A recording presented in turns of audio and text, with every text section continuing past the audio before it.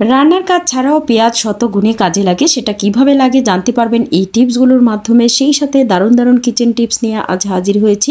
আশা করি সবাই লাইক দিয়ে ভিডিওটির সাথেই থাকবেন এবং মুক্তাজ ডেইলি ব্লগ চ্যানেল থেকে সবাই সাবস্ক্রাইব করে দেবেন। আর যারা ফেসবুক থেকে দেখছেন তারা চাইলে ফলো দিতে পারেন। আসসালামু আলাইকুম এভরিওয়ান, কেমন আছেন বন্ধুরা? আমি আলহামদুলিল্লাহ ভালো আছি।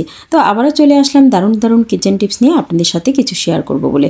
তো এখন আমি লবণ ঢেলে নিব। তো বয়মের মধ্যে, বয়মটা যেহেতু খালি হয়েছে তারপর ধুয়ে আমি সেটাকে শুকিয়ে নিয়েছি। তো এখন লবণটা ঢেলে নিব।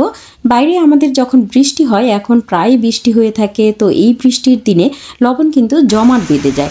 তো বৃষ্টির দিনে একদম লবণ জমাট বেঁধে যায়। এছাড়া এই লবণটা কিন্তু আর পরে খাওয়া যায় না, পানি উঠে যায়।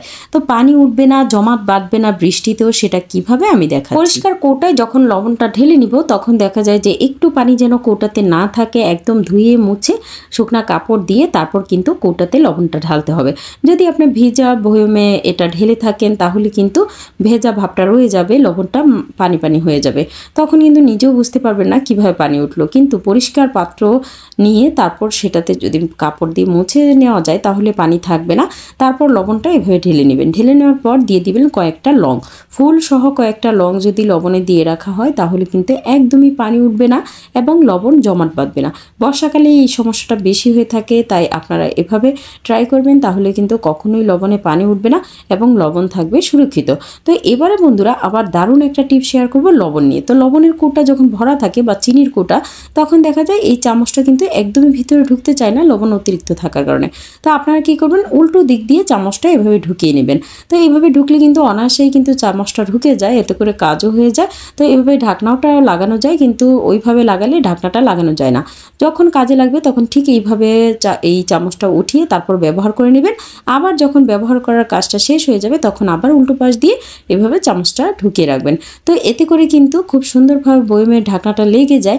আর এই আইডিয়াটা কারা কারা করে থাকেন অবশ্যই আমাকে জানাবেন। রান্না করে খাওয়া ছাড়াও পেঁয়াজ হাজার গুণে কাজে লাগে, সেটা কিভাবে আজকের টিপস না দেখলে কিছুতেই বুঝতে পারবেন না। তো পেঁয়াজটা আমি ভালোভাবে এইভাবে ছিলে নিব। তো মাঝারি আকারের একটা পেঁয়াজ নিয়ে নিয়েছি। পেঁয়াজের মুখটার দিকেও সমান করে কেটে নিব আর উল্টো দিকটাও সমান করে কেটে নিব। নেওয়ার পর উপরের যে অংশটা আছে সেটাকে একটু গর্ত গর্ত করে নিব ছুরি দিয়ে, কারণ এটা থেকে যে কত কাজ হবে সেটা আপনারা না দেখলে কিছুতেই বুঝতে পারবেন না। বর্ষাকাল কিংবা রোদ উঠলেও মাছি কিন্তু এই ফলের সিজনে অনেক বেশি দৌড়াদৌড়ি করে, মশা মাছির জ্বালায় থাকাই যায় না, পোকামাকড়ের জ্বালায়। তো পেঁয়াজের মুখটা এভাবে কেটে নিয়ে তারপর দিয়ে দিবেন খাবারের সোডা।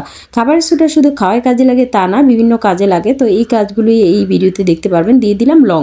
তো ফুলওয়ালা অনেকগুলো লং এখানে গেঁথে দিব। লং গেঁথে দেওয়ার ফলে দেখা যাবে যে মশা মাছি একদমই থাকবে না। এটার যে স্মেল আছে সেই স্মেলে কিন্তু একদম চলে যাবে মশা মাছি। আমি এভাবে করে 15 দিন দিয়ে রাখি। 15 দিন পরে এটা একটু নষ্ট হয়ে যায়। তো 15 দিন পর্যন্ত কিন্তু এভাবে দিয়ে রাখলে আপনার ঘরে মশা মাছি পোকা মাকড় কিচ্ছু থাকবে না। এটার যে স্মেল সেই স্মেলটা থেকেই কিন্তু এগুলো দূরে চলে যাবে। আশা করি এই টিপসটি আপনারা বুঝতে পেরেছেন এবং পেঁয়াজ যে কতগুলি কাজে লাগে সেটাও বুঝতে পেরেছেন। এবারে বন্ধুরা হ্যান্ড ওয়াশ আমরা যখন ব্যবহার করি এভাবে চেপে তারপর ব্যবহার করি। তো এভাবে চাপার ফলে দেখা যায় যে অনেকটা বের হয়ে যায়। তো সেই কারণে দেখা যায় যে এই যে রাবার ব্যান্ডগুলো আছে সেই রাবার ব্যান্ডগুলো এই হ্যান্ড ওয়াশের মুখে বেঁধে দিবেন।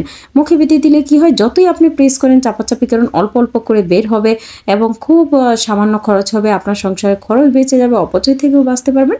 তাই এভাবে হ্যান্ড ওয়াশের মুখে অবশ্যই রাবার দিয়ে রাখবেন। আর যাদের বাচ্চা আছে ঘরে তাদের জন্যই কিন্তু মূলত এই টিপসটি, কারণ তারা কিন্তু এটা অনেক অপচয় করে থাকে। তো এই তো দেখতে কিন্তু সুন্দর লাগছে ব্যান্ডটা লাগানোর ফলে, তাছাড়া কাজও কিন্তু দারুণ হবে, সংসারের খরচ বেঁচে যাবে, অপচয় থেকে বাঁচতে পারবেন। দেখুন কত অল্প বের হচ্ছে, যতই চাপাচাপি করা হোক না কেন ঠিক এইটুকুই কিন্তু বের হবে। তো আইডিয়াটা ভালো লাগলে অবশ্যই শেয়ার করে দিবেন, সবাইকে দেখার সুযোগ করে দিবেন। এবারে বন্ধুরা চালের বস্তা আমরা এনে থাকি, তো অনেক সময় প্লাস্টিকের বস্তা থাকে। তো প্লাস্টিকের বস্তাটা কি করি আমরা ফেলে দিই। তো ফেলে না দিয়ে এটাকে দারুণ কাজে লাগাতে পারেন, ব্যাগ বানাতে পারেন। তো অনেক সময় আমরা অনেক জিনিস আনি কিন্তু বড় ব্যাগ খুঁজে পাই না, যতই চেষ্টা করি বড় ব্যাগ খুঁজেই পাই না। তো সেই বড় ব্যাগটা বানিয়ে নেবেন এই বস্তা দিয়ে, চালের বস্তা দিয়ে বড় ব্যাগ বানিয়ে নিতে পারেন। সামনে কুরবানি দিতে আসছে বা বিভিন্ন কাজে লাগবে, বিভিন্ন জিনিসপত্র দেশে নিয়ে যান আপনারা বা দেশের বাড়িতে অনেক জিনিস নিতে হয়। তো সেই কারণে এটাকে একটা ব্যাগ বানিয়ে নেবেন, এতে করে এটা বহনে খুবই সুবিধা হবে এবং সুন্দর একটা হ্যান্ডব্যাগ তৈরি হয়ে যাবে। এতে অনেক জিনিস নেওয়া যাবে। অনেক সময় যারা ঈদে দেশে যায়, দেশের বাড়িতে যায়, তারা অনেক জিনিস নিয়ে যায়, ব্যাগ খুঁজে পায় না।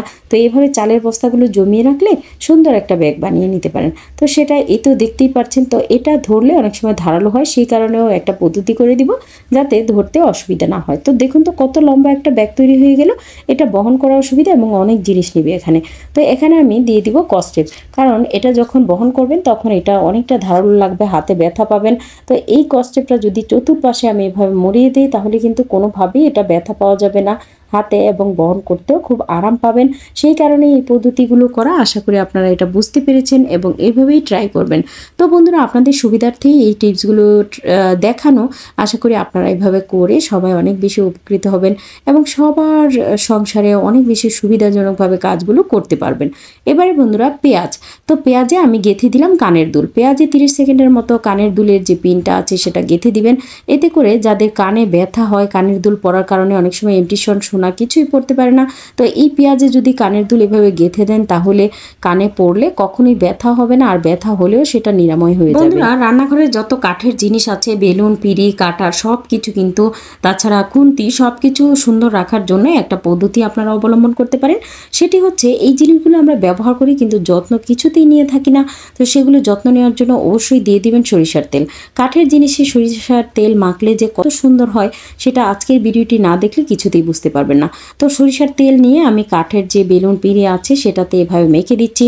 মাসে একবার কিংবা 15 দিনে একবার যদি কাঠের জিনিসপত্রে এভাবে সরিষার তেল মেখে দেন তাহলে কাঠের জিনিসটা এত সুন্দর থাকে যে মনে হবে আপনার কাছে নতুন কিনে এনেছেন এখন। তো কাঠের খুন্তি থাকে, অনেক সময় হাতল থাকে, এগুলোও কিন্তু সরিষার তেল মেখে নিতে পারেন। এতে করে কিন্তু অনেক বেশি উপকার পাবেন এবং কাঠের জিনিসগুলো খুব বেশি ভালো থাকবে।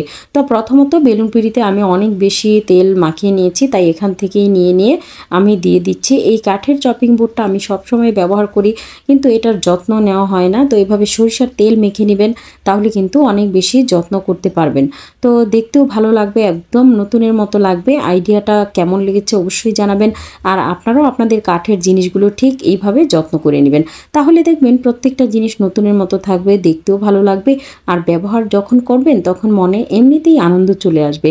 তাই বলছি, আপনাদের সংসারের জিনিসের দায়িত্ব কিন্তু আপনাদেরই। সুন্দর কিভাবে ভালো রাখা যায় সেটা কিন্তু মেয়েদের উপরেই নির্ভর করে। এবারে আমি চুলায় দিয়ে দিব গরম পানি। তো সামান্য গরম পানিটা গরম হয়ে গেলেই কিন্তু কাজটা শুরু হবে। আমরা বাসায় যে মাজনি ব্যবহার করে থাকি, তো এই মাজনি ব্যবহার করার ফলে দেখা যায় যে একটু খুলে খুলে যায়। তাছাড়া এই মাজনিগুলো অনেক বেশি নোংরা হয়, জীবাণু থাকে ভিতরে, কিন্তু আমরা কখনো এটা পরিষ্কারের কথা মাথায় আনি না।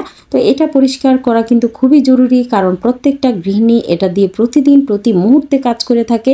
তাই প্রত্যেকটা কাজ খুব সুন্দরভাবে করা উচিত, পরিষ্কারভাবে রাখা উচিত। দিয়ে দিলাম বেকিং সোডা।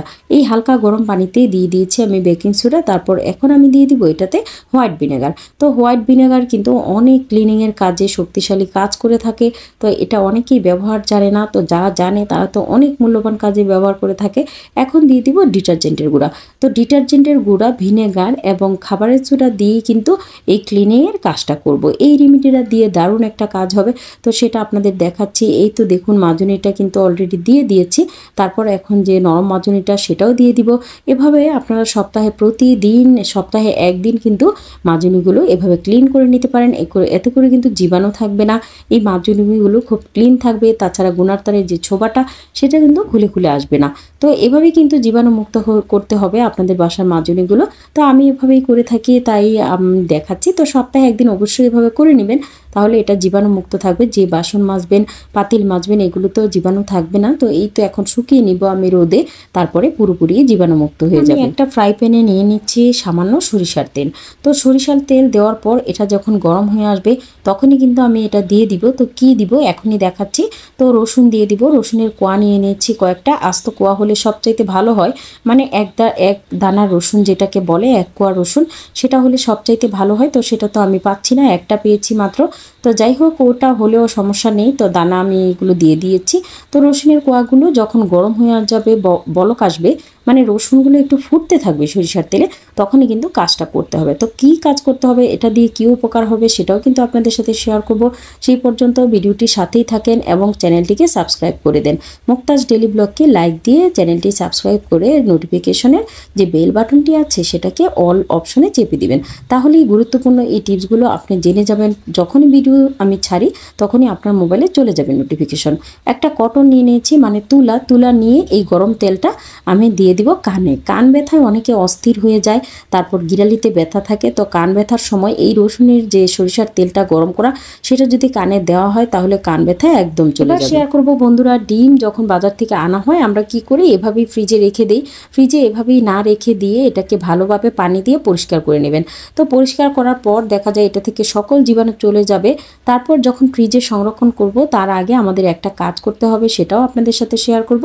তো তার আগে আমি একটা নেট ব্যাগ দিয়ে আমি ডিমগুলো সবগুলো এভাবে পরিষ্কার করে নিচ্ছি, কারণ ডিমে অনেক সময় অনেক ময়লা টয়লা থাকে, তো সেগুলো সহ যদি ফ্রিজে রাখেন ফ্রিজেও ময়লা হয়, তাছাড়া একটা জীবাণু থাকে।